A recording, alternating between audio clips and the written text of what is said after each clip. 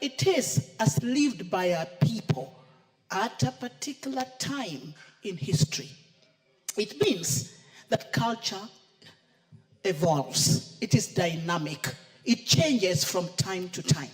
The people of the past had their own culture. It moved on and changed on, and we acquired others, and we dropped other ways of culture, other ways of survival, and we moved on and acquired others. Just like language dies. When a language dies, then that culture is finished.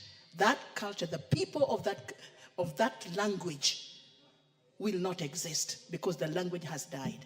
It is important to realize that culture is our identity. If it dies, we are dead. It is cardinal. It is in our lives. It is part and parcel of us. It is our gene that if it is not there, we are not human beings. Unfortunately, our culture, African culture, Kenyan culture, all the tribes that we have, 42 or 43 that we have, these are cultures that are very, very important, but they have been interfered with in the past through colonialism. And it is still being interfered with. It is still changing. It is still not the same as a long time ago. But we need to preserve them because we are preserving our identity. We will be laughed at if we do not preserve it. If I lose my Luo language, where will I belong? What will people think of me? But our children are losing it, and we are not caring. We do not give a hoot about the language that our children are speaking today.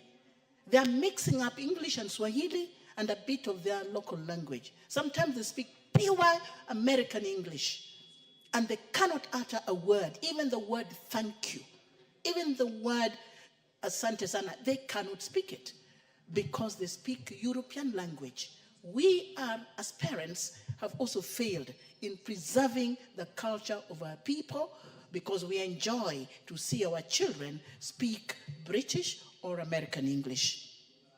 Secondly, we have tried in this country to preserve culture through the museums that we have.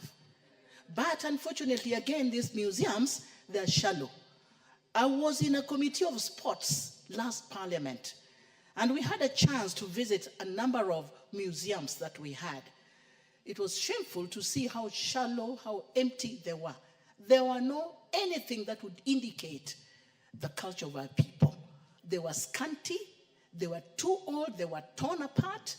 We need to create or come up with what we can show to our children as part of what is in the museum. The museums are not having the right things. They're too old, too broken apart. Nobody seems to put money there to ensure that even our museums have the items, the artifacts that require our understanding of the past. That is missing. The school system has tried, I must say that, because we normally have school music festivals, drama festivals. These are events that help us nurture the past, bring out the past. Our children try to wear those clothes of long ago so that they can sing these songs when they come for competition. But it's just for competition and the story is over. We do not carry it forward.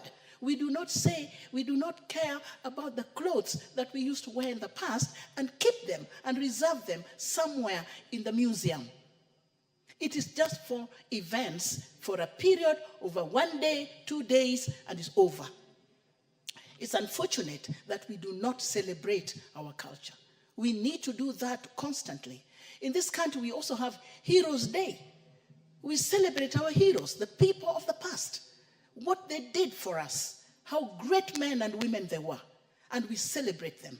But at least there we conquer. There we have done well, because it's every year we celebrate the great men and women of this country, of the past and of the present. They've done marvelously well. In my community, recently in Nyanza, last December, that's 3 months ago, we had a celebration, a 2-day celebration, which was called Pinyuluo. Pinyuluo simply means Luo world, the Luo world.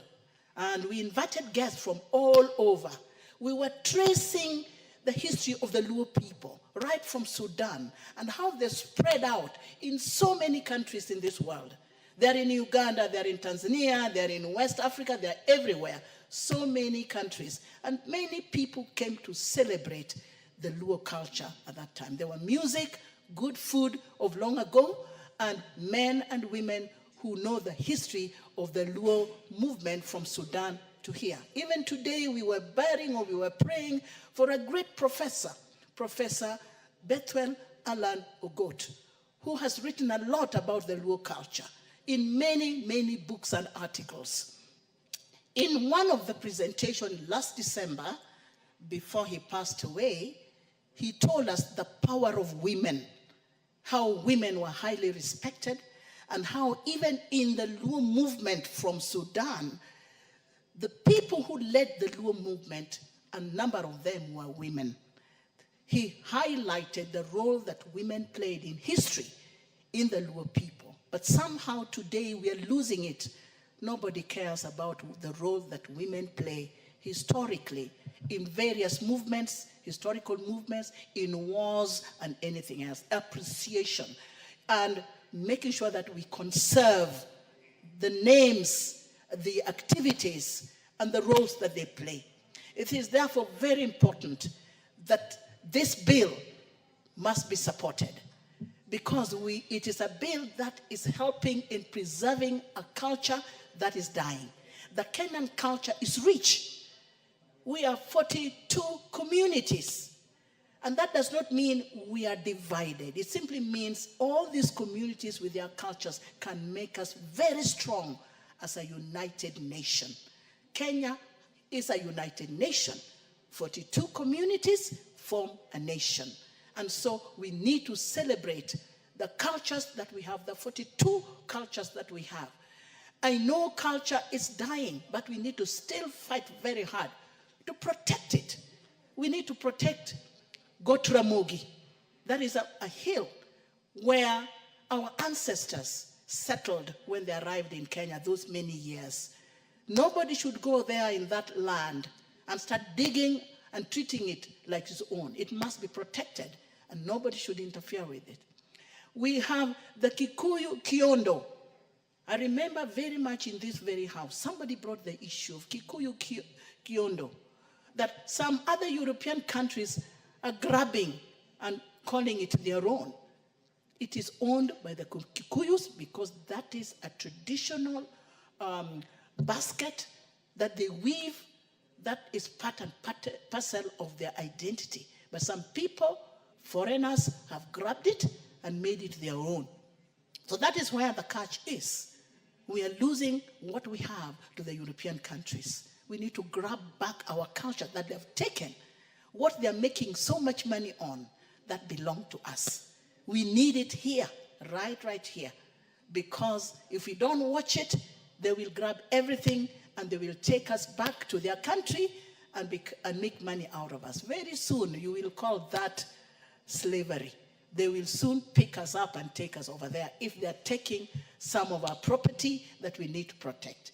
I'd like somewhere else to say that I support very, very highly this very bill, because I'm supporting our identity, I'm supporting our way of life, I'm supporting the Kenyan people who are protecting and fighting for their communities, fighting for their values, fighting for their way of life as lived by a people of today's culture. Thank you, and thank you for giving me this opportunity, Mr. Speaker. The Honorable Naomi Wako.